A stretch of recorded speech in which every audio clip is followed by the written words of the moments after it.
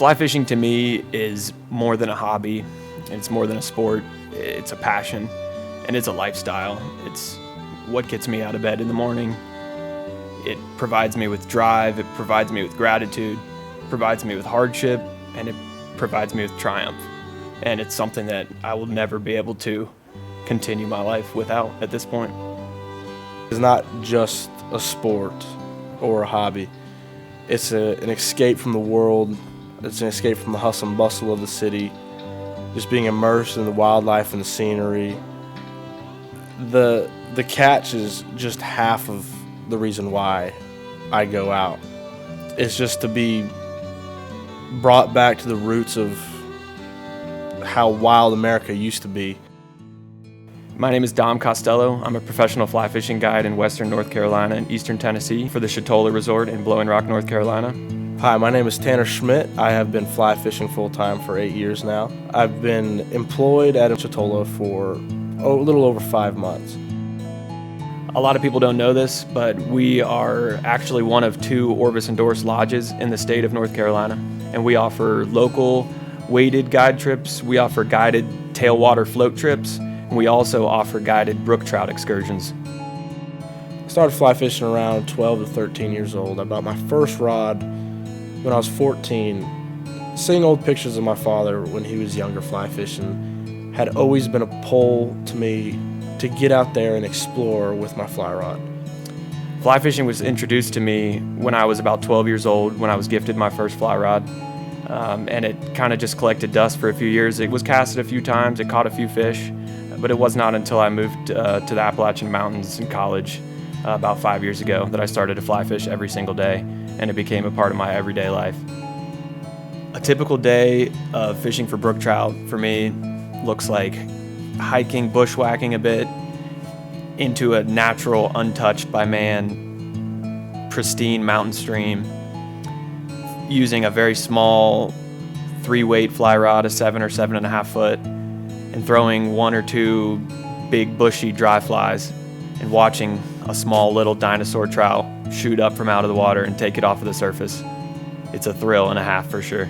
Contrary to popular belief, the brook trout is actually not a trout, and it's a char. It falls under the same family as Dolly Varden, Arctic char, a lake trout, a bull trout, but not technically a trout, as is a rainbow trout or a brown trout per se. There are these electric green, red, orange, crazy fish. They'll eat something twice their size.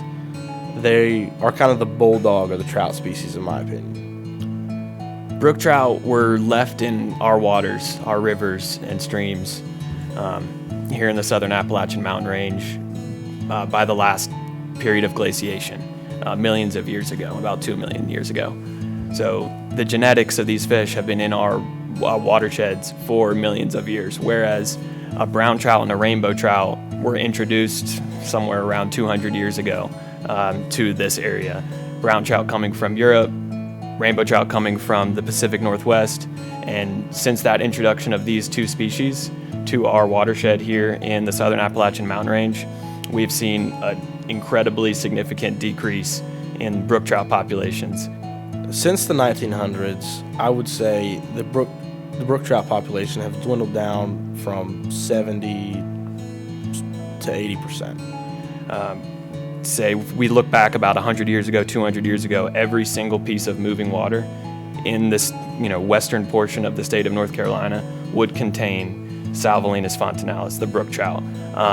At this point, with logging, with overpopulation, with overdevelopment, and with, as I alluded to before, the stocking of brook trout and brown trout have destroyed native brook trout populations and decreased the numbers of these brookies significantly, and it's hard to watch for sure. Out of those 3 trout species, the rainbow trout, the brook trout, and the brown trout that we find in this area, the brook trout is special to me as a guide and as an angler because of the fact that it is a native species, and it is a species that really requires us to protect it and do everything we can to keep brook trout in our pristine mountain waters that we have around these areas. Brook trout's personality is very different than quite other trout species, say the rainbow or the cutthroat.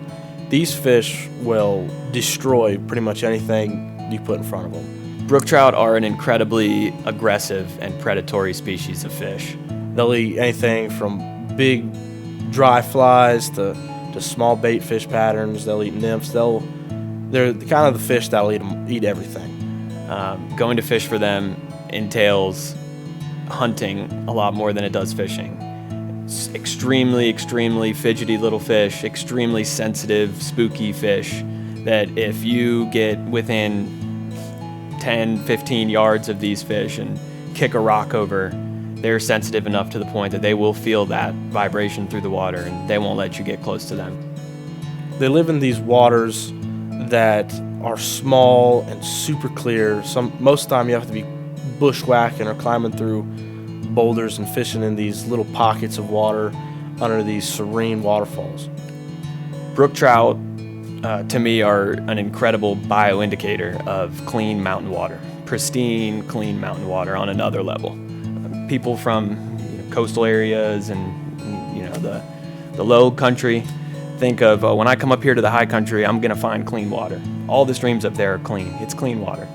That's not necessarily true. It may be cleaner than some of these coastal runoff areas and the low country, but we're looking for pristine, clean, cold, clear mountain water when it comes to brook trout. If I do see or find a brook trout in an area, that kind of puts this stream to me on another level compared to other. It means it can still sustain a brook trout. When I go out brook trout fishing, I normally look for a stream in high elevation and clear water. Normally with a brook trout stream, you'll have overgrowth and bushes all along the edge of the river. And there's the joy about fishing for them is more of a stalk than actually rolling out a long cast and 30 yards and hooking them on a big river. You have to use, bow and arrow casts, these short roll casts towards them. They're a lot of fun on a dry fly, the way they come up out of the water and explode. The fight is a fight like no other. You got to watch out for bushes when you are fighting them. You don't want to get your rod stuck in the trees or caught up in some dead hang. It's honestly more of a fight than most fish because you have to watch out for all these obstacles fishing for them. Brook trout fishing is something that I hold very dear and close to my heart, as it is where I'm challenged as an angler. Casting, presenting a fly in very tight, close quarters. Brook trout are an extremely special fish in that they are true masters of camouflage. You may be staring at a stream where you think there may be a fish that could hold there, and you may be very well looking directly at a brook trout, but after millions of years of spent trying to hide from predation in these small streams, they've become masters of camouflage. The pattern on the top of a brook trout has squiggly marks on it that are imitating the same kind of pattern that a worm creates in the bottom of the river. It's called vermiculation, and you can watch a brook trout seem like a rock shoot out from under a rock, whoosh, grab a bug, and shoot right back in before anything even happened. Masters of disguise and camouflage. Super cool. I know I've thrown a lot of technical terms at you, but that's just because I'm an extremely passionate individual about fly fishing and brook trout fishing specifically. I'd love to continue this conversation with you on the water. Please come take a guided fly fishing trip with us and let us teach you what we know about brook trout.